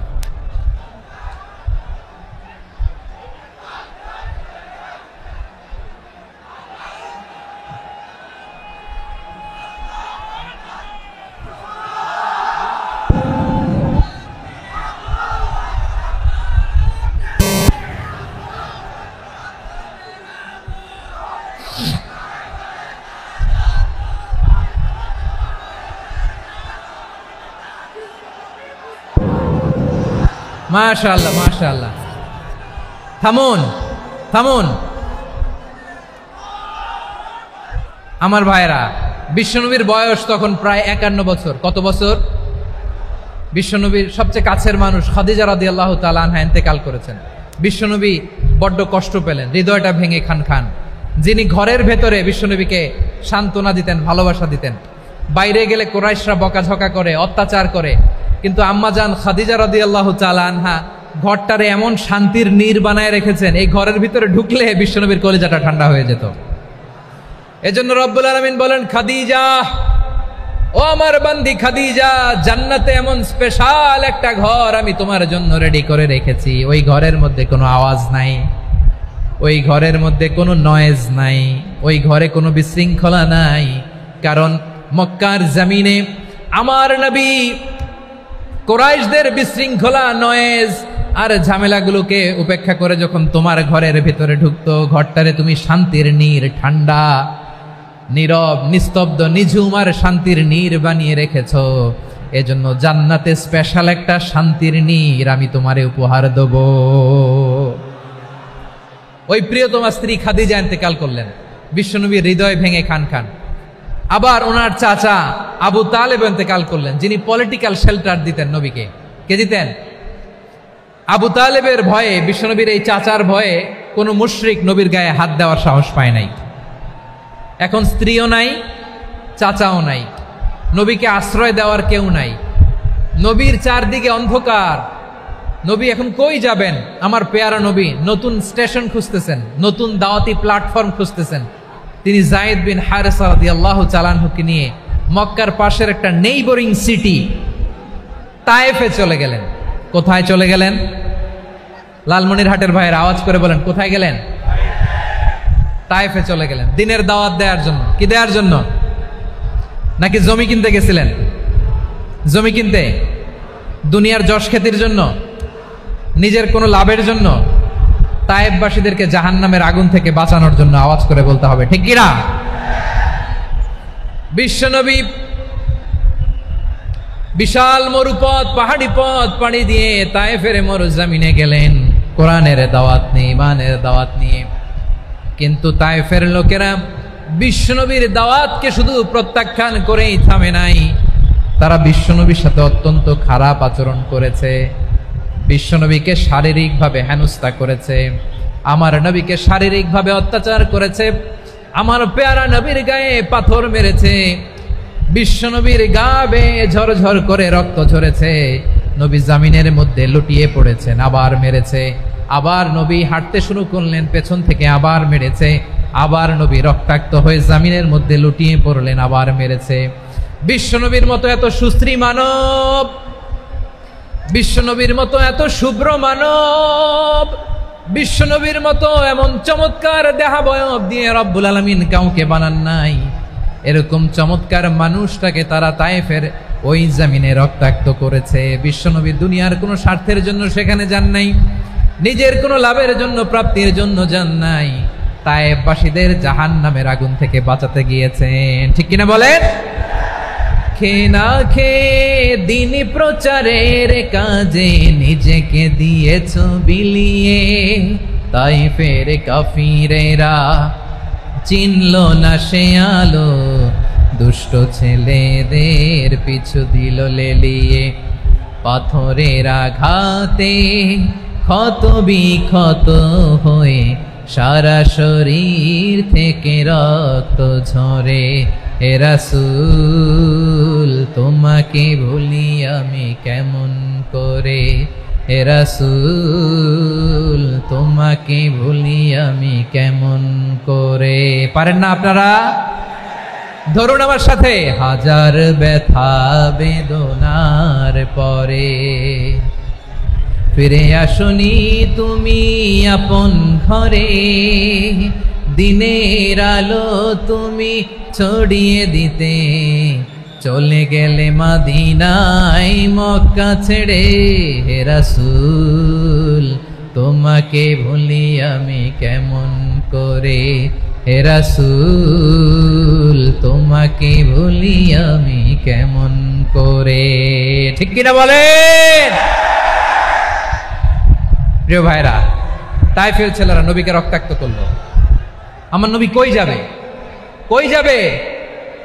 মক্কায় জায়গা নাই, তায়েফে জায়গা নাই। তায়েফ থেকে ভারাক্রান্ত মন নিয়ে আমার নবী মক্কায় ফিরে আসলেন। বিশ্ব নবী মক্কায় ঢুকতে পারেন না। মক্কার মরুভূমির দিকে তাকিয়ে, উপত্যকার দিকে তাকিয়ে বিশ্বনবী ধা ধা করে কাঁদেন, ঝরঝর করে। নবীর চেহারা মোবারক থেকে চোখের পানিগুলো বেয়ে বেয়ে পড়ে।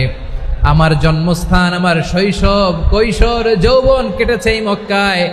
আমার এলাকায় আমি ঢুকতে পারি না। বিশ্বনবী মক্কার অনতি দূরে দাঁড়িয়ে জায়েদকে পাঠালেন, জায়েদ যাও দেখো কেউ আমাকে সাপোর্ট করার মতো আছে কিনা, যাও অমুকের কাছে যাও।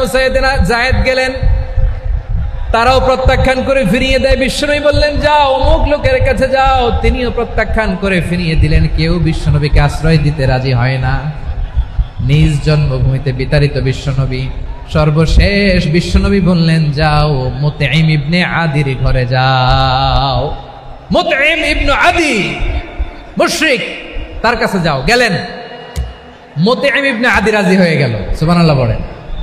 দেখেন, অনেক বিপদের সময়ও আমি নিজে সাক্ষী, সামাজিকভাবে রাজনৈতিকভাবে কত ঝঞ্ঝা, কত ষড়যন্ত্র, কত কনস্পাইরেসি পাড়ি দিয়ে আমাদেরকে সামনে এগিয়ে যেতে হয়। এই শত্রুদের ভেতরেও একজনকে দাঁড় করিয়ে দেয় যে আল্লাহর কোরআনের জন্য রেডি হয়ে যায়। পড়েন সুবহানাল্লাহ। মুতঈম ইবনে আদি, আল্লাহ তার মনকে নরম করে দিলেন। মুতঈম বলে, মুহাম্মদ আমি তোমাকে আশ্রয় দিব। তার দুই ছেলেকে পাঠালেন, যাও খোলা তলোয়ার নিয়ে, স্কট দিয়ে, গার্ড অফ অনার দিয়ে মুহাম্মদকে মক্কায় ঢুকাও, আর বলো আমি আমান দেব। আমান কি দিব? আমান মানে সিকিউরিটি, নিরাপত্তা। সিকিউরিটি ছাড়া, আমান দেওয়া ছাড়া কেউ থাকতে পারতো না মক্কায়। দুই ছেলে বিষ্ণু ঈসা ইসলামকে নিয়ে আসলো। নবী কাবার চারদিকে তাওয়াফ করলেন, নামাজ পড়লেন। আবু জাহেল, উতবা, শাইবা, ওয়ালিদ ইবনে মুগীরা সবাই দেখে, কেউ কিছু করতে পারে না। কারণ মুতঈম ইবনে আদি ঘোষণা দিয়েছেন আমি মুহাম্মদকে আমান দিয়েছি, মুহাম্মদের গায়ে যেন কেউ স্পর্শ না করে। আওয়াজ করে পড়েন সুবহানাল্লাহ। নবীর এই বিপদকালে মুহূর্তে মুতঈমের হৃদয়টারে নরম করে দিল কে? আচ্ছা, লালমনিরহাটের ভাইয়েরা বলেন, এই মুতঈম কি মুসলিম ছিল না মুশরিক? সবাই বলতে হবে মুসলিম না মুশরিক? তাহলে মুশরিকের কাছ থেকে নবী পলিটিক্যাল অ্যাসাইলাম, আধুনিক রাষ্ট্রবিজ্ঞানের ভাষায় পলিটিক্যাল অ্যাসাইলাম যেটাকে বলে, রাজনৈতিক আশ্রয়, উনার আমান বা নিরাপত্তার এই ঘোষণায় তিনি মক্কায় ঢুকলেন। যতদিন নিরাপত্তা ছিল ছিলেন। মুতঈম যখন মারা গেল, বিষ্ণু ইসলাম হিজরত করে মদিনায় চলে গেলেন। সুবহানাল্লাহ। কিন্তু মুতঈম যে বিশ্বনবীর উপকার করছে এটা বিশ্বনবী ভুলে নাই। আমাদের অনেকে আছে উপকার করার পরে আর খেয়াল থাকে না, খাওয়ার পরে গলা দিয়ে নামলে আর খেয়াল থাকে না। এরকম আছে না নাই? আমার নবী ভুলে নাই। বদরের প্রান্তরে 70 জন কাফেরকে যখন বন্দী করে বিশ্বনবীর সামনে হাঁটু গেড়ে দাঁড় করানো হলো, বসানো হলো, 70 জন কাফের। কয়জন? বিশ্বনবী তাদের দিকে তাকিয়ে বললেন, সহিহ বুখারীর বর্ণনা, লাউ কানাল মুতঈম ইবনে আদি হাইয়ান সুম্মা কাল্লামানি হাউলাইন নাতনা লা তারাকতুহুম লাহু। বদরের প্রান্তরে 70 জন বন্দী কাফিরের দিকে তাকিয়ে আমার নবী বললেন, আজকে মুতঈম ইবনে আদি যদি বেঁচে থাকতো আর তোমাদের 70 জনের ব্যাপারে যদি মুতঈম এক বাক্যে একটা সুপারিশ করত, তার সম্মানে আজকে তোদের সবাইকে আমি মাফ করে দিতাম। সুবহানাল্লাহ নাই? ওই যে চিল্লাচিল্লি যে কথা বোঝে নাই, কোন জিনিস মিস করছে ওরা নিজেরাও বোঝে নাই। বিশ্বনবী মুতঈমের এই সাহায্যের কথা বলে নাই। 70 জন মুশরিক হাঁটু গেড়ে বসা, নবী চাইলে এখনই এক্সিকিউশন অর্ডার দিতে পারে। তিনি বললেন, আজকে যদি মুতঈম বেঁচে থাকতো আর মুতঈম যদি তোদের জন্য সুপারিশ করতে, এই আবর্জনাগুলোর ব্যাপারে সুপারিশ করতে, আমি মুহূর্তেই তোদেরকে এমনি মাফ করে দিতাম। এবার বলেন, ইসলাম কি ন্যারো মাইন্ডেড না ব্রড মাইন্ডেড? শুধু তাই নয়, যাকে যে সম্মান দেয়ার আমার নবী দিতেন, হোক আস্তিক হোক নাস্তিক, হোক মুসলিম হোক অমুসলিম। বিষ্ণু ঈসা ইসলাম যখন রোমান সম্রাটের কাছে চিঠি লিখেছেন, আমার প্রিয় লালমনিরহাটের ভাইরা, অল্প কয়েক মিনিট কয়েকটা জরুরি কথা বলবো। এদিকে তাকান, এদিকে তাকান। রোমান সম্রাটের কাছে বিশ্বনবী যখন চিঠি লিখলেন মিন মুহাম্মদ রাসূলিল্লাহ ইলা হিরাকলা আযীমির রোম। মুহাম্মদের পক্ষ থেকে হিরাক্লিয়াসের কাছে, যিনি হচ্ছেন আযীমির রোম। এটা নবী নিজ থেকে বানায় লিখছেন, অতিরিক্ত সম্মান দিয়ে। কোন রাষ্ট্রপ্রধান যখন আসে তাদেরকে আমরা কি বলি জানেন? তার নামের শেষে HE এটা লিখতে হয়, H.E. মানে হিজ এক্সেলেন্সি। কি লেখে? হিজ এক্সেলেন্টি, অথবা ইউর হাইনেস, ইউর ম্যাজেস্টি। দেখেন, বিশ্বনবী সাল্লাল্লাহু আলাইহি ওয়াসাল্লাম সব নবীদেরও নবী। তিনি একজন মুশরিক খ্রিস্টান সম্রাট, রোমান সম্রাটের কাছে চিঠি লিখতে যেয়ে লিখতেছে, ইলা হিরাকলা আযীমির রোম, হিরাক্লিয়াসের কাছে আমার চিঠি, যিনি রোমের আযীম, হিজ হাইনেস, মানে রোমের অনেক সম্মানিত এক বাহাদুর। আওয়াজ করে বলেন সুবহানাল্লাহ। তার মানে যাকে যে সম্মান দেয়ার এটা বিশ্বনবী দিতেন। এমনকি যেই ইহুদিরা ভালো ছিল, এই ইহুদিদেরও প্রশংসা করেছেন বিশ্বনবী মুহাম্মদুর রাসূলুল্লাহ সাল্লাল্লাহু আলাইহি ওয়াসাল্লাম। এক ইহুদির প্রশংসা করেছেন বিশ্বনবী। ইহুদির কার? কার? আমি তো আমার ভাইয়ের প্রশংসা করি না, আমি তো এক আলেম আরেক আলেমরে স্পেস দেই না, আমি তো এক দায়ী আরেক দায়ীর সাথে বসতে চাই না। আমার নবী ইহুদির প্রশংসা করে। কার প্রশংসা? ওই ইহুদির নাম ছিল মুখাইরিক। সিরাত গ্রন্থ ঘাটলে পাবেন। তিনি বলেছেন মুখাইরিক খাইরু ইয়াহুদ, Mukhairiq is the best of the Jews. জুইশদের মধ্যে সে সবচেয়ে ভালো। কেন প্রশংসা করলেন তার? এর কারণ মদিনা চার্টারে কথা ছিল সব ধর্মের মুসলিম, মুশরিক, ইহুদিরা মিলে মদিনাকে রক্ষা করবে। কিন্তু তৃতীয় হিজরিতে যখন উহুদের যুদ্ধ শুরু হলো, সবার কথা ছিল যেই আক্রমণ করে আমরা মদিনাকে বাঁচাবো। কোন শহরকে বাঁচাবো? মদিনাকে। কিন্তু কুরাইশরা যখন অ্যাটাক করলো, ইহুদিরা আর আসে না, ইহুদিরা আর বেরোয় না। বিষ্ণু বললেন, ওহে ইহুদিরা, তোমরা না চুক্তি করলে আমার সাথে যে মদিনা বাঁচাতে সবাই ঝাঁপিয়ে পড়বো, আসো। একটা ইহুদিও বেরোয় না, কেউ আসে নাই সেদিন, একজন ছাড়া। তার নাম মুখাইরেক। তার নাম কি? মুখাইরেক বাহাদুরের মতো ঘোড়সাওয়ার হয়ে বেরিয়ে গেলেন এবং বললেন, গোটা ইহুদি সাম্রাজ্যের একজনও যদি না আসে, আমি মুখাইরেককে কেউ ঘরে আটকে রাখতে পারবে না। বেরিয়ে আসলেন, এসে বললেন, আমি মুহাম্মদের পক্ষে যুদ্ধ করব। আমি মারা গেলে আমার সম্পদ আমার উত্তরাধিকারীরা পাবে না, আমার সম্পদ তোমরা মুহাম্মদকে দিয়ে দিবা। সুবহানাল্লাহ বলেন। উহুদের ময়দানে 70 জন মুসলমান শহীদ হলো। এই ইহুদি, সেও মুসলমানের পক্ষে যুদ্ধ করে নিহত হলো। সুবহানাল্লাহ বলেন। মুসলিমদের লাশ যখন নিয়ে আসা হলো, এই মুখাইরিকের লাশও নিয়ে আসা হলো। মুসলিমদের লাশের পাশে মুখাইরিকের লাশ দেখে বিশ্বনবী মুখাইরিকের প্রতি অনেক খুশি হলেন। আর বিশ্বনবী খুশি হয়ে বললেন, মুখাইরিক খায়রু ইয়াহুদ, মুখাইরিক যদিও তুমি ইহুদি, তারপরে তুমি সব ইহুদিদের মধ্যে সেরা ইহুদি। পড়েন সুবহানাল্লাহ। আমার নবী ইহুদিকেও সম্মান দিতে কার্পণ্য করে নাই। আওয়াজ করে বলেন আল্লাহু আকবার। প্রিয় ভাইরা, এবার সর্বশেষ আওয়াজ করে বলেন, ইসলাম কি ন্যারো মাইন্ডেড নাকি ব্রড মাইন্ডেড? সবাই বলেন, ন্যারো মাইন্ডেড না ব্রড মাইন্ডেড? এজন্য অমুসলিম হইলেই তারা আমাদের শত্রু নয়। শত্রু কারা? এই লালমনির হাটের ভাইয়েরা শোনেন, শত্রু কারা?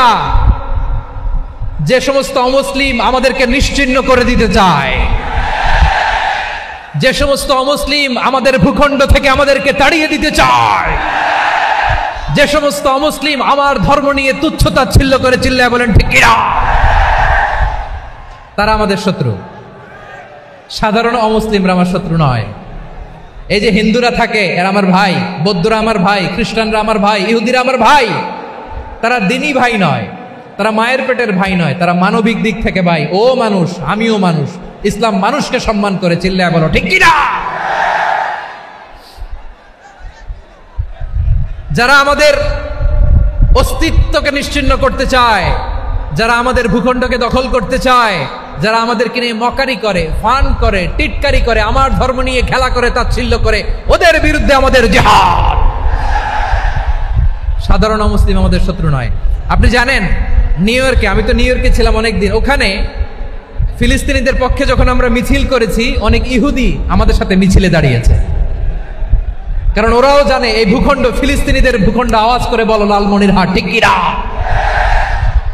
ইসরায়েলের রাজধানী খোদ তেল আবিবে অনেক ইহুদিরা বেঞ্জামিন নেতানিয়াহু তার বিরুদ্ধে মিছিল করেছে।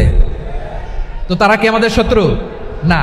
অনেক খ্রিস্টান আমাদের সাথে আমাদের স্বার্থ রক্ষায় আমাদের পাশে দাঁড়িয়েছে। খেয়াল রাখবেন, হিন্দু আর হিন্দুত্ববাদ এক নয়, ইহুদি ধর্ম আর জায়নিজম এক নয়। জায়নিজমের বিরুদ্ধে আমাদের সংগ্রাম, আমাদের জেহাদ, চিল্লায় বলেন ঠিক কিনা? এই যে ফিলিস্তিনের ভাইয়েরা, তারা তাদের স্বাধীনতা সংগ্রামের জন্য লড়াই করছে, করে যাচ্ছে, আমরা এটাকে সমর্থন জানাই, চিল্লায় বলেন ঠিক কিনা?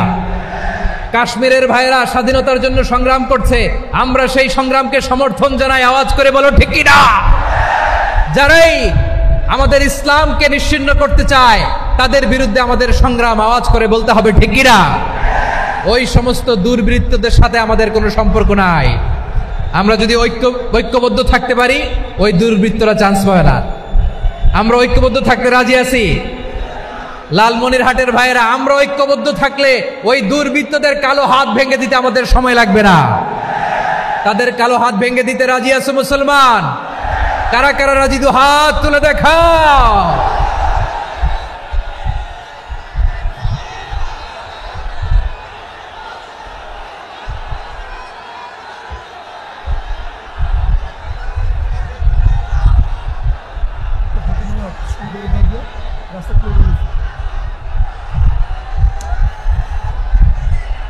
আমার প্রাণ প্রিয় লালমনিরহাটের ভাইয়েরা, শত্রু কাফের আর অশত্রু কাফেরের মধ্যে পার্থক্য আছে না নাই?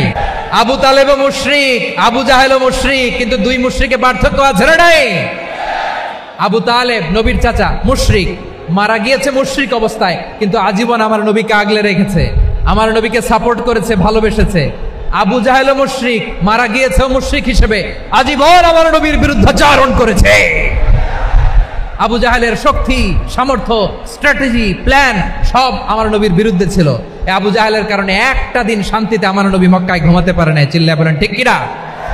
এজন্য রব্বুল আলামিন বলেন, লা ইয়ানহাকুমুল্লাহু আনিল্লাযীনা লাম ইউকাতিলুকুম ফিদ-দীনি ওয়া লাম ইখরিজুকুম মিন দিয়ারিকুম আন তাবাররুহুম ওয়া তুকসিতু ইলাইহিম ইন্নাল্লাহা ইউহিব্বুল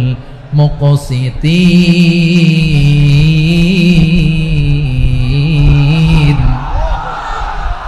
আল্লাহ বলে, গোলামেরা শোনো শোনো, যে সমস্ত অমুসলিম তোমাদের সাথে ধর্মযুদ্ধে লিপ্ত হয় না, তোমাদের বিরুদ্ধে যে সমস্ত অমুসলিম অস্ত্র ধরে না, যে সমস্ত অমুসলিম তোমাদেরকে তোমাদের জন্মস্থান থেকে, ভূখণ্ড থেকে তাড়িয়ে দেয় না, তাদের সাথে ভালো আচরণ করতে আমি আল্লাহ নিষেধ করি নাই।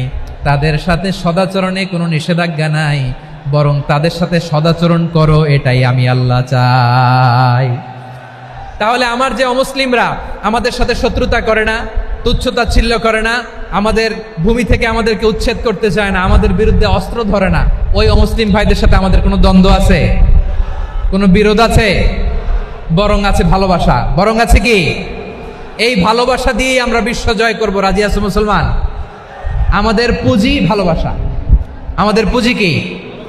এবার আওয়াজ করে বলেন, আমার এই পুরো আলোচনা থেকে the religious coexistence, peaceful coexistence, শান্তিপূর্ণ সহাবস্থান, কমিউনাল হারমোনি, এই সাম্প্রদায়িক সম্প্রীতি, এই আলোচনা থেকে কি বুঝলেন? ইসলাম কি ন্যারো মাইন্ডেড না ব্রড মাইন্ডেড?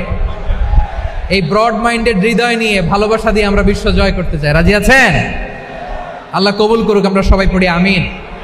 লালমনিরহাটের জেলা স্টেডিয়ামে আমার প্রিয় মায়েরা, বোনেরা, আপনাদের জন্য একটা হাদিস বলে শেষ করব। বিশ্বনবী বলেন, আমার মায়েরা খেয়াল করে শুনুন, বিশ্বনবী আপনাদের উদ্দেশ্য করে বলেন, আল মারআতু ইযা সাল্লাত খামসাহা ওয়া সামাত শাহরাহা হাফিজাত ফুরুজাহা আতাআত বা'লাহা ফালতাদখুল মিন আইয়ি আবওয়াবিল জান্নাতি শাআত। বিশ্বনবী বলেন, ও রমণীরা, ও নারীরা, যে সমস্ত নারী এই চারটা কাজ করবে, এই চারটা কাজের গ্যারান্টি দিবে, তাদেরকে জান্নাতের 8টা দরজার গ্যারান্টি দেয়া হবে। কি চারটা কাজ? 1 নাম্বার, আল মারআতু ইযা সাল্লাত খামসাহা, যে নারী 5 ওয়াক্ত নামাজ পড়ে। কি করে? জেলা স্টেডিয়ামে অবস্থানরত আমার নারীরা, বোনেরা, বিশ্বনবী আপনাদেরকে 4টা কাজের কথা বলেছেন, খুব বেশি না। 4টা করলে 8 জান্নাতের দরজা সব খোলা। কোনটা দিয়ে যাবেন? যেটা দিয়ে মনে চায়। 1 নাম্বার 5 ওয়াক্ত নামাজ। আমার বোনেরা জোহরের নামাজ পড়তে পড়তে এটা আসরে নিয়ে যায়, আসর পড়তে পড়তে এটা মাগরিবে নিয়ে যায়, এরকম আসরা নাই? লালমনিরহাটে হয়তো নাই। আমার বোনেরা এটা করবেন না। ইন্নাস সালাতা কানাত আলাল মুমিনিনা কিতাবাম মাওকুতা, সময় মতো পড়বেন। সামাত শাহরা, রমাদানের রোজাগুলো রাখবেন। হাফিজাত ফুরুজাহা, যে নারী তার চরিত্রকে হেফাজত করে, তার প্রাইভেট হেফাজত করে, তার লজ্জাস্থান হেফাজত করে। ও মায়েরা, আপনার এই গর্ভ যে কত দামি আপনি জানেন না। আপনার এই গর্ভ থেকে জন্মাবে আগামীর সালাহুদ্দিন আল আইয়ুবী। আপনার গর্ভ থেকেই জন্মাবে ইমাম আল মাহদি আল মুনতাজার। আপনার পেট থেকে জন্মাবে আবু সাইদের মতো বীর সৈনিক। আপনার পেট থেকে জন্মাবে মুগ্ধের মতো বীর মুজাহিদ। আপনি জানেন না কে আসবে আপনার পেট থেকে। সময়টাকে কাজে লাগান, ইসলামকে বুঝেন, মানেন, আমাদের ইসলামিক লেকচারগুলো শোনেন। আমরা যে বার্তাগুলো, ইনস্ট্রাকশনগুলো, দিক নির্দেশনাগুলো আপনাদের খেদমতে রাখি, এগুলো মেনে চলুন। আপনিই পারেন আপনার ঘরটাকে জান্নাতের টুকরা বানাতে। একটা family, it's a very big institution and you are the MD, the managing director of this institution. চিল্লায় বলেন ঠিক কিনা? চাইলেই পারেন ঘরটারে জান্নাতের টুকরা বানাতে। 5 ওয়াক্ত সালাত, রমাদানের রোজা, নিজের চরিত্রের হেফাজত, ও আতাআত বালাহা, স্বামীর আনুগত্য। এটাতে অনেকে ভুল করে থাকে। হায় রে আমার বোনেরা, স্বামীর আনুগত্যকে এটা নিজের অপমান মনে করবেন না। আপনার স্বামী আপনার সবচেয়ে বড় গার্ডিয়ান, তিনি আপনার সবচেয়ে ভালো চায়। নারী কখনো গার্ডিয়ানশিপের বাইরে থাকতে পারে না। হয় আপনি বাবার গার্ডিয়ানশিপের ভেতরে, বাপ না থাকলে ভাই আপনার গার্ডিয়ান, ভাই না থাকলে চাচা গার্ডিয়ান, বিয়ের পরে আপনার স্বামী আপনার গার্ডিয়ান। শরিয়া সম্মত স্বামীর আদেশগুলো আপনি মেনে চলবেন, কিন্তু শরিয়া বিরুদ্ধ কোনো আদেশ মানতে আপনি বাধ্য নয়। আওয়াজ করে বলুন সবাই ঠিক কিনা? এই 4টা কাজ যদি কোনো নারী করে, বিষ্ণুই বলেন জান্নাতের 8টা দরজা খোলা, তোমার যেটা দিয়ে মনে চায় সেটা দিয়ে জান্নাতে তুমি এন্ট্রি নিতে পারবা। আমরা এখানে লালমনিরহাটের সোহরাওয়ার্দী ময়দানে আজকে যেমন একত্রিত হতে পারলাম, আল্লাহর জান্নাতেও যেন একত্রিত হতে পারে। আল্লাহ তুমি তৌফিক দান করো। আল্লাহ আমার এই কলিজার টুকরা যুবক ভাইদেরকে তুমি ওমরে ফারুকের মতো কবুল করো। জেলা স্টেডিয়ামে অবস্থানরত আমার মা বোনদেরকে তুমি ফাতেমার মতো, খাদিজার মতো কবুল করো। আমাদের কলিজার টুকরা সন্তানদেরকে তুমি সালাহুদ্দিন আল আইয়ুবীর মতো কবুল করো। এই যে ইসলামিক সোসাইটি লালমনিরহাটকে আল্লাহ তুমি কবুল করো। আল্লাহ যে কথাগুলো বললাম এগুলো প্রথমে আমাকে, আমার সব ভাইদেরকে আমল করার তৌফিক দান করো।